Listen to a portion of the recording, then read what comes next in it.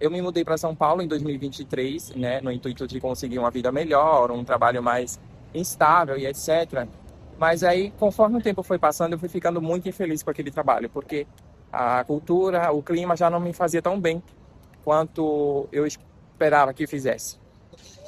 Então, foi aí que a chave virou novamente e eu comecei a pesquisar para fazer um intercâmbio na Espanha. Então, eu fiz tudo que era necessário, eu procurei entender como que funcionava e etc.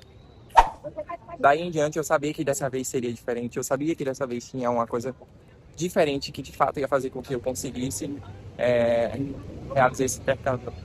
Aí eu lembro de pensar, se eu não fizer isso agora, quando que eu vou fazer?